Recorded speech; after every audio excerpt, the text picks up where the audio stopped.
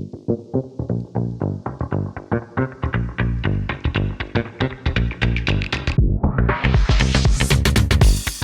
and welcome to the Men on the Path to Love podcast, the hidden agendas overcoming passive-aggressive behavior in relationship.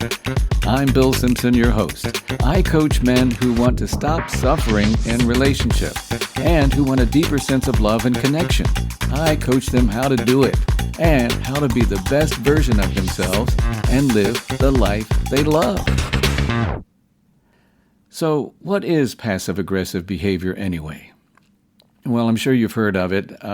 Passive-aggressive behavior is when someone expresses negative feelings indirectly or covertly instead of being open and direct with what they're feeling. It's like when I talked about in the episode Content Over Process, where there's this disconnect between what is said and what is done. Passive-aggressive behavior often shows up with the underlying energy of resistance or anger or hostility, right? I'll give you some examples. Probably the most common is the silent treatment, also the familiar saying you're okay when you're not okay, right? Another one is deliberately procrastinating, deliberately putting off doing something your partner wants you to do because you're pissed off. Or when you agree to do something your spouse or partner asks you to do and you don't do a good job because you're pissed or feeling resentful or whatever. And sarcasm is a big one too. Being sarcastic when you're frustrated or showing contempt. And remember, contempt can be a relationship killer. So you get the idea. And man, I've been on both sides, on the receiving end of passive-aggressive behavior, and I've been guilty of doing it myself. Sure. And I have to say, though, passive-aggressive behavior can make a real mess of a relationship. What can happen is it creates a dynamic where there's a sense of distrust and tension that doesn't get resolved because the underlying issues or what's really going on aren't dealt with. Take Bilal and Belinda, for example. Not their real names, of course. They had been in a committed relationship for about 2 years. They had a lot of love for each other, but the one thing that was causing a problem in their relationship was passive-aggressive behavior, especially on Belinda's part. Bilal was pretty chill, and yet he often found himself confused and even hurt when Belinda would act in a passive-aggressive way.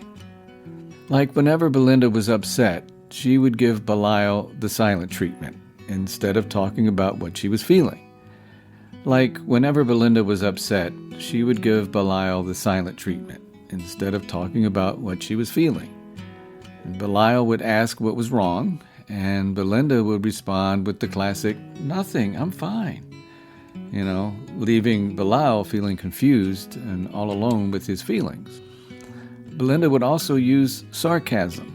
Like when Bilal was late for a date, she would say, "Oh, it's so nice of you to finally show up," with this fake smile on her face, right? Well, Bilal was like, damn, feeling the guilt trip of that and also feeling unappreciated.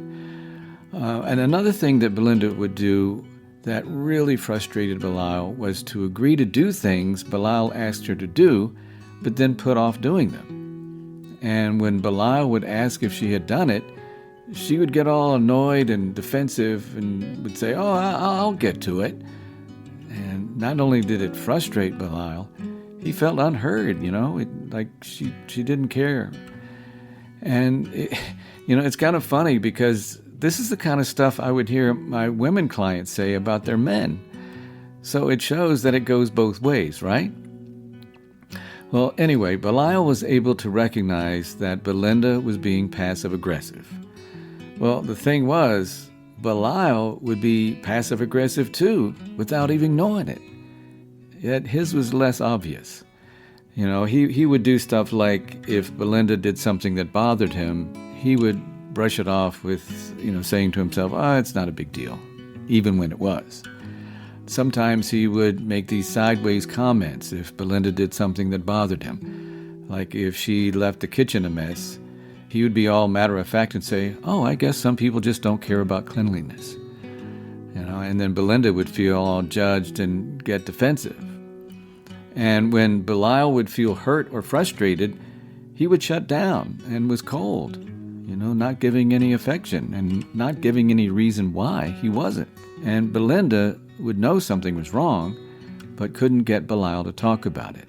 And this would create an obvious disconnect between them. Well, one evening, Bilal came home late from work, and Belinda was obviously upset, and she had shut down and didn't want to talk about it. Bilal had had it with the constant tension between them, and he pulled a Belinda on her, saying, "Aren't you in a good mood?" Well, that landed like a fart in church. And the next thing, they blew up at each other, where Bilal finally left the house feeling all defeated and kind of desperate. Well, he had called a friend of his who had worked with me, and the friend told Bilal about me, referred me to him, and realizing that their relationship was on the road to ruin, Bilal reached out to me. And we got to it. He learned all about passive-aggressive behavior and was able to see that he was guilty of it too. He complained about her passive-aggressive behavior, but he was guilty too. And after some role-playing I did with him, I encouraged Bilal to open up to Belinda and admit his part in the dynamic. And he did. He was also able to express to Belinda how the way her passive-aggressive behavior made him feel. And Belinda pushed back at first, but eventually took in the truth in what Bilal was saying. And eventually they both ended up committing to being real and direct with each other and breaking the cycle of being passive-aggressive. They agreed to no more silent treatment, no more sarcasm, no more saying you'll do something and not do it, no more passive-aggressive behavior, period. Now, even with their commitment, they still slip into it from time to time, which is normal when you're trying to change a pattern of behavior, right? Well, the difference is now they know what it is, and they can catch themselves and redirect. Bilal and Belinda found a deeper sense of connection with this, and an overall satisfaction in their relationship, or I should say now, marriage. Just proving once again that with true commitment and effort, people and relationships can change for the better. So you can see from Bilal and Belinda's story how passive-aggressive behavior can negatively impact a relationship. And they were lucky. They were able to open up and to get help before it got too late. I've seen time and time again when it has gone too far to the point of contempt for each other, which is like the point of no return, the relationship killer. So yeah, passive-aggressive behavior is not a good thing, period. And especially when it comes to intimate relationships and the people you love the most. And when you're not aware that you're even doing it, like Bilal and Belinda really, this can go on until you just can't stand each other. And you grow apart, drift apart, the relationship's over. Now, if Bilal and Belinda's story didn't make an impact on you, let me share what the research says about the impact passive-aggressive behavior can have on a relationship. And a lot of this is obvious. It can lead to a breakdown in communication with lots of misunderstandings and confusion. And communication is really key when it comes to relationship. It can cause distrust, especially with repeated passive-aggressive behavior. Over time, one may feel manipulated or wonder what the other's true feelings are and intentions are. And this could lead to feeling insecure in the relationship. With a lot of times, passive-aggressive behavior coming from the underlying feelings of anger and resentment or even feeling powerless, if it's not handled directly, these feelings can build up and cause further damage in the relationship. And that whole silent treatment and shutting down emotionally thing, man, that causes serious emotional distance, which again, over time, can result in the relationship drifting apart. Open and direct communication is a must and is one of the key factors in maintaining a healthy relationship. I'll see this over and over again. Now, another thing that passive aggression can do in a relationship is cause more conflict, more fights and more arguments, right? It can also have impact on each other's mental health, no matter who is being passive aggressive. It can lead to more stress, it can lead to anxiety, depression, having feelings of being worthless or not good enough. And the last thing I'll mention that the research suggests, which is probably obvious, is that ongoing patterns of passive-aggressive behavior are associated with lower levels of relationship satisfaction and commitment. Not good for the long term of the relationship. So the bottom line here is that if you are experiencing passive-aggressive behavior from your spouse or your partner, or if you are exhibiting passive-aggressive behavior, or both, address it immediately and stop. Just stop. And the sooner you do it, the better. And if you need help, by all means, get it. There's plenty out there. I can help you as well. And you will be glad you did. Addressing passive-aggressive behavior and stopping it is essential. Crucial, I'd say, for maintaining a healthy, fulfilling, and long-term relationship. It takes strength and courage to do it, and trust me, you'll be glad you did. You can do it with learning how to communicate openly and effectively, with empathy and vulnerability, and being willing to deal with those underlying emotions and conflicts directly. I have a quote from author Robert Greene, who, by the way, admits that he doesn't try to follow all of his advice, because if he did, he said he'd be a horribly ugly person to be around. Anyway, with that being said, he breaks it down and keeps it real. He says, passive-aggressive behavior is a cowardly way to express feelings and avoid conflict. True that. And that will do it for this episode of the Men on the Path to Love podcast, Hidden Agendas, Overcoming Passive-Aggressive Behavior in Relationship. I'm Bill Simpson, your host.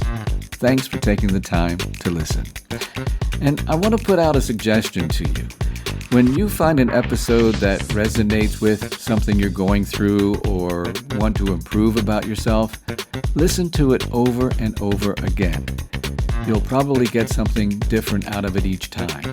And that's how you really learn and begin to change. Repetition is the key. Our brain, our subconscious mind, needs to hear it over and over until it really sinks in. So you know it, not know about it. Give it a shot and see what happens.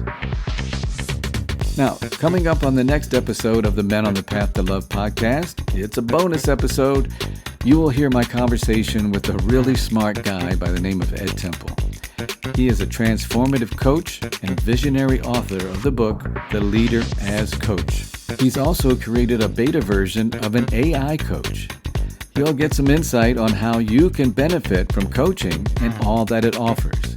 Please join me for the transformative power of coaching with Ed Temple, next on the Men on the Path to Love podcast. And if you would like to experience coaching firsthand with yours truly for free, simply visit my website at menonthepathtolove.com. You can sign up for a free one-on-one session on how to communicate better in relationship. And as I mentioned earlier, open communication is one of the key elements of a healthy relationship. So check it out at menonthepathtolove.com, where you can also download my free cheat sheet, 5 ways to communicate better in relationship. And if you know someone you think might benefit from listening to this podcast or want to post it on your social media, please share the link and share the love. And until next time, keep your heart open and stay on the path to love.